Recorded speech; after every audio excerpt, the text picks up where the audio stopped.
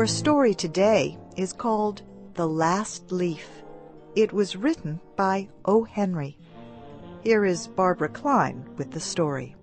Many artists lived in the Greenwich Village area of New York. Two young women named Sue and Johnsy shared a studio apartment at the top of a 3-story building. Johnsy's real name was Joanna. In November, a cold, unseen stranger came to visit the city. This disease, pneumonia, killed many people. Johnsy lay on her bed, hardly moving. She looked through the small window. She could see the side of the brick house next to her building. One morning, a doctor examined Johnsy and took her temperature. Then he spoke with Sue in another room. "She has one chance in, let us say, 10, he said.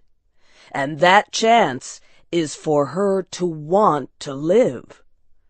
Your friend has made up her mind that she is not going to get well. Has she anything on her mind?" She wanted to paint the Bay of Naples in Italy some day," said Sue. "Paint?" said the doctor. "Bosh! Has she anything on her mind worth thinking twice? A man, for example?" "A man?" said Sue. "Is a man worth— But no, doctor, there is nothing of the kind." "I will do all that science can do," said the doctor. "But whenever my patient begins to count the carriages at her funeral, I take away 50% from the curative power of medicines." After the doctor had gone, Sue went into the workroom and cried.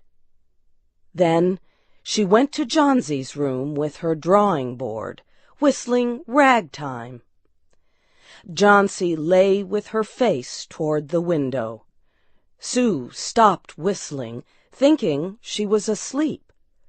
She began making a pen and ink drawing for a story in a magazine. Young artists must work their way to art by making pictures for magazine stories. Sue heard a low sound, several times repeated. She went quickly to the bedside. Johnsy's eyes were open wide. She was looking out the window and counting backward. 12, she said, and a little later, 11, and then 10, and 9, and then 8 and 7, almost together. Sue looked out the window. What was there to count? There was only an empty yard and the blank side of the house 7 meters away.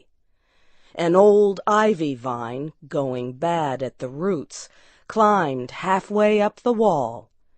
The cold breath of autumn had stricken leaves from the plant until its branches, almost bare, hung on the bricks.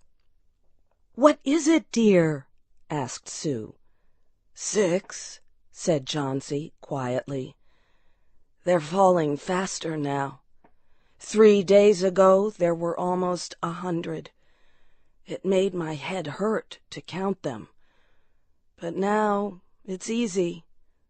There goes another one. There are only 5 left now."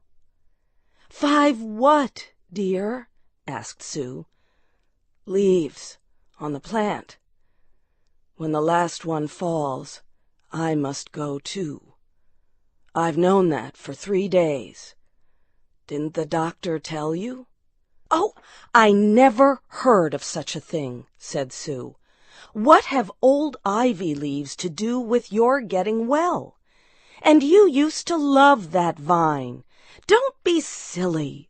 Why, the doctor told me this morning that your chances for getting well real soon were, let's see exactly what he said. He said the chances were 10 to 1. Try to eat some soup now, and let me go back to my drawing so I can sell it to the magazine and buy food and wine for us." "You needn't get any more wine," said Johnsy, keeping her eyes fixed out the window. "There goes another one. No, I don't want any soup. That leaves just 4. I want to see the last one fall before it gets dark. Then I'll go too." "Johnsy, dear," said Sue, "will you promise me to keep your eyes closed and not look out the window until I'm done working? I must hand those drawings in by tomorrow." "Tell me as soon as you have finished," said Johnsy, closing her eyes and lying white and still as a fallen statue. "I want to see the last one fall. I'm tired of waiting. I'm tired of thinking.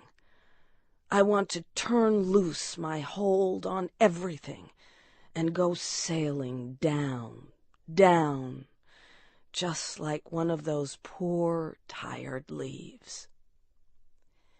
"Try to sleep," said Sue. "I must call Mr. Behrman up to be my model for my drawing of an old miner. Don't try to move until I come back." Old Behrman was a painter who lived on the ground floor of the apartment building. Behrman was a failure in art. For years he had always been planning to paint a work of art, but had never yet begun it. He earned a little money by serving as a model to artists who could not pay for a professional model. He was a fierce little old man who protected the 2 young women in the studio apartment above him. Sue found Behrman in his room. In one area was a blank canvas that had been waiting 25 years for the first line of paint. Sue told him about Johnsy and how she feared that her friend would float away like a leaf. Old Behrman was angered at such an idea. "Are there people in the world with the foolishness to die because leaves drop off a vine? Why do you let that silly business come in her brain?" "She is very sick and weak," said Sue, "and the disease has left her mind full of strange ideas." "This is not any place in which one so good as Miss Johnsy shall lie sick," yelled Behrman. "Some day I will paint a masterpiece, and we shall all go away." Johnsy was sleeping when they went upstairs. Sue pulled the shade down to cover the window. She and Behrman went into the other room. They looked out a window fearfully at the ivy vine. Then they looked at each other without speaking. A cold rain was falling, mixed with snow. Behrman sat and posed as the miner.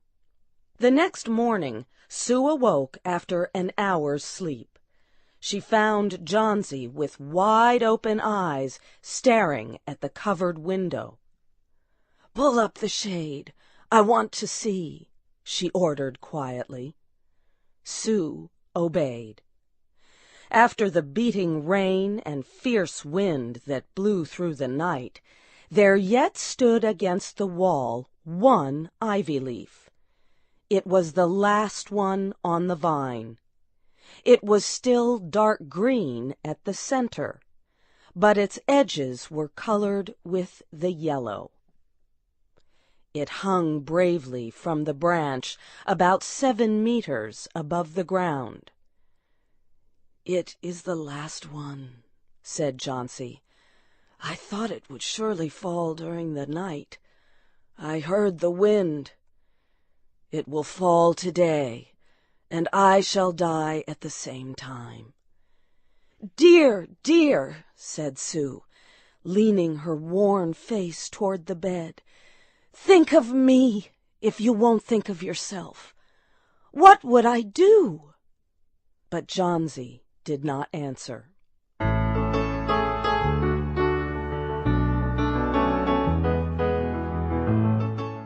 The next morning, when it was light, Jauncey demanded that the window shade be raised.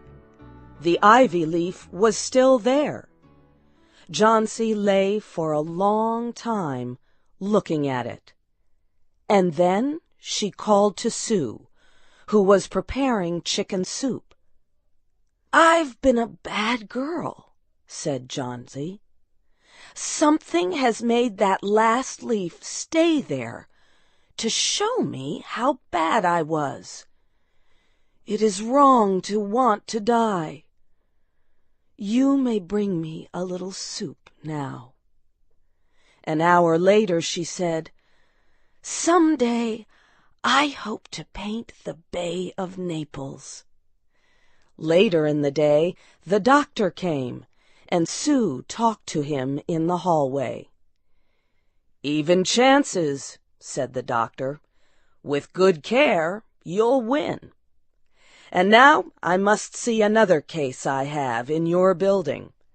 Behrman, his name is. Some kind of an artist, I believe. Pneumonia, too. He is an old, weak man, and his case is severe. There's no hope for him, but he goes to the hospital today to ease his pain." The next day the doctor said to Sue, "She's out of danger. You won. Nutrition and care now. That's all."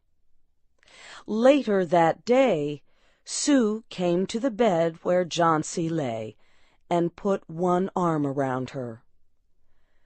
"I have something to tell you, White Mouse," she said. "Mr. Behrman died of pneumonia today in the hospital. He was sick only 2 days. They found him the morning of the first day in his room downstairs, helpless with pain. His shoes and clothing were completely wet and icy cold. They could not imagine where he had been on such a terrible night. And then they found a lantern, still lighted, and they found a ladder that had been moved from its place, and art supplies and a painting board with green and yellow colors mixed on it.